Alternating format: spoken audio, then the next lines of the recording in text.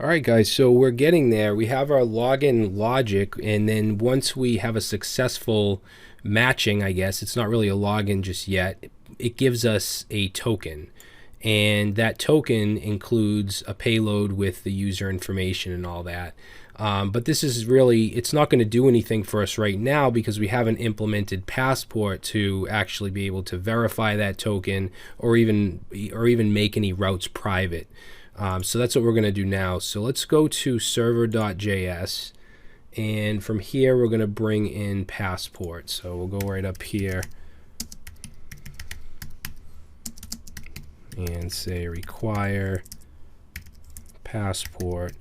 Now Passport has a lot of different authentication options. If any of you guys have taken my Node.js Express MongoDB Dev to Deployment course on Udemy, then you know that we used the local implementation where you can just locally validate your email and or username and password. We also use Google OAuth where we could log in with a Google account. Okay, there's a lot of different submodules to Passport that you can use. JWT is just one of them.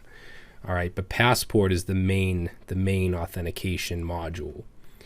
So now what we want to do is add a little piece of middleware. We're going to put this down, let's see, right above our routes. We actually don't need this route, this hello world anymore. We can get rid of that. And let's say Passport middleware. And all we need to do here is say app.use and pass in passport.initialize, like that. And then everything else that we do in Passport, I'm going to put inside of a config file. Okay, in Passport, we use what's called a strategy. Now, for instance, when we did the local authentication in that other course, we had a local strategy. When we did Google OAuth, we had a Google strategy. Now we're going to have a JWT strategy, and that's what's going to go in this config file. So let's say require, and we haven't created the file yet, but we will. But it's going to be in config/passport.js. Okay, and then I just want to pass in Passport itself like that. Okay, and that's pretty much all we have to do in this file for now. So let's go and create that config file. So we'll go new file, passport.js, and this is where we need to basically create our strategy. So let's create a variable called JWT strategy. Actually, let me show you the documentation real quick. Let's see. Is this it? Yeah. So what we're doing is something like this. We're not going to use this code because it uses var, it uses callbacks and not arrow functions. It's not really ES6 type style, and I don't like that. But yeah, so basically we need to bring in this passport JWT.strategy and then this extract JWT. Okay, so this will enable us to extract the payload, which is the user data, and do what we want with it. We're also going to specify that we want to use a bearer token. Remember we added that bearer string before the token. We need to add the secret or key, which we have in our keys file. Let's see what else. We don't need audience or issue or anything like that. And then when we do passport.use, we pass in the new strategy with our options, and then we have a callback which will include our payload. Okay, and our payload will include the user data. Once we do that, we want to find that user and validate it. Okay, so let's basically recreate this in a I guess a better way. So we'll say JWT strategy equals require passport JWT, and remember to do dot strategy. Okay, we can, and now we want to do extract JWT. This will be passport JWT, and we want to do dot extract JWT. All right, we're also going to bring in Mongoose because we're going to be searching for the user that comes with the payload.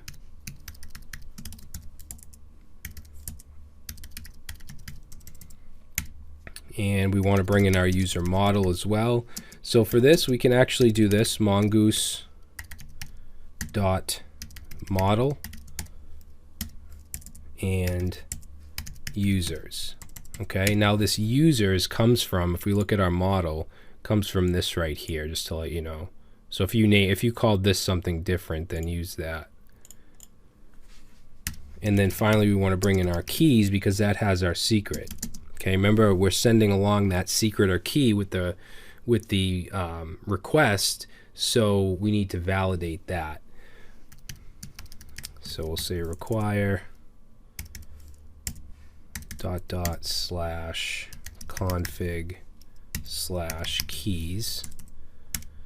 Okay, and then we're going to create just a empty object for options, and we want to say options.jwt form request equals extract JWT dot from, and we're going to use this one right here, from auth header as bearer token, which is a function. And then the only other option that we want to add here is the secret or key, and we'll set that to our keys file dot secret or key. All right, now we want to do module dot exports. And remember we passed in passport. That's what this is. It's just a parameter. Okay, remember in server.js we passed in right here. So this is just an arrow function, and this is a parameter. I mean, this could have parentheses around it like that, but I think prettier, yeah, when I save it, prettier gets rid of them anyways. All right, so now what we want to do is passport.use, and we want to use our new JWT strategy. So we're actually going to put new JWT strategy, and inside here we pass in our options, and then what we get back is a function that gives us an error. Actually, I'm sorry, not an error. It gives us our payload, our JWT payload, and then done. Okay, so this payload should include the user stuff that we included in our payload here. Where is it? Here. Okay, so I guess I could even show you that. So if we do a console.log of the JWT payload and save, let's see, what are we getting here? Requires a function to retrieve JWT requests. Requires a function. Let's see.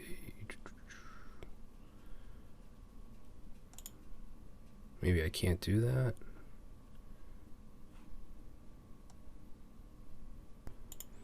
Oh, I misspelled this. It says form request.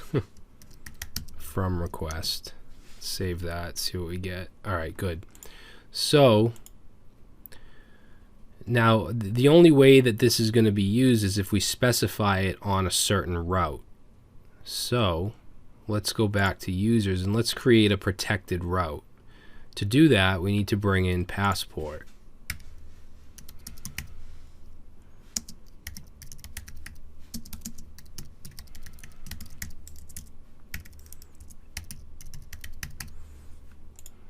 Okay, and we'll go down here,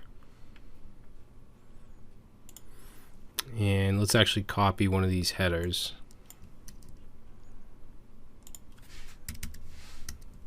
So this will be, let's say, API/users/ let's call it current. We'll have it return the current user, whoever the token belongs to. So let's say return current user, and this will be private. Now we're going to say this is going to be a GET request, router.get, and the URL will be /current. And then what we want to do as a second parameter is we want to add passport.authenticate. We want to pass in here JWT. Okay, that's the method, or the strategy we're using. We also want to put this session false because we're not using session. Okay, so we'll put that. And then after that, we put another parameter, which will be our callback with our request response. Okay, and then we would treat this like any other route, except now it's protected. Now, ultimately, I want to return the user, but we haven't actually put that in the logic of our passport strategy yet. We're just returning, well, actually we are returning the payload. No, we're not returning it, we're just logging it down here. So for now, let's just do res.json, and we'll say message success. Okay, so now let's go to what is this? Postman, and let's try to access users current. Actually, you know what? We'll open up a new tab here. I want to keep this as the login. So we'll open a new tab, get request, localhost 5000, API users /current, and we get unauthorized, and that's perfect, because we didn't send a token to access this private route. This is private. It's unauthorized without the token. All right, so that's exactly what should be happening. Now, if we go to our console here, actually it didn't. I thought that would have ran.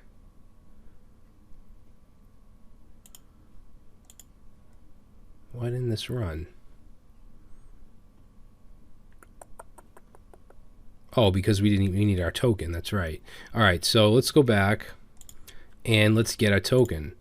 So this actually should still work. I think I set it for what, an hour, so but we could just do it again. So we'll just send this again, and we're going to grab this whole token right here,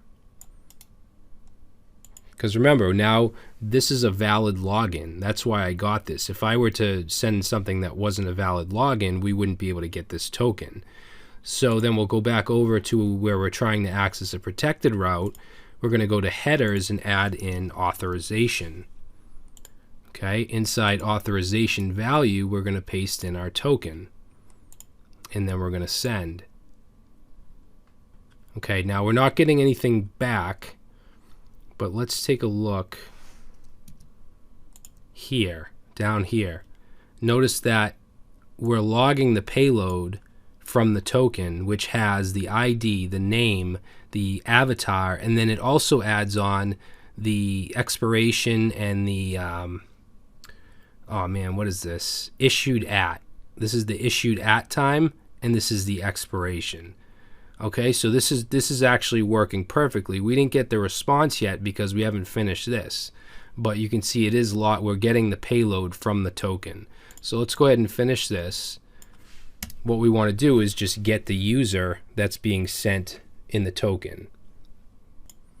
So remember, we brought in the user model, so we can say user, and I'm going to use find by ID, which is a mongoose method, and we can get that with the JWT payload, which is an object that has the user ID in it. So we can simply do .id.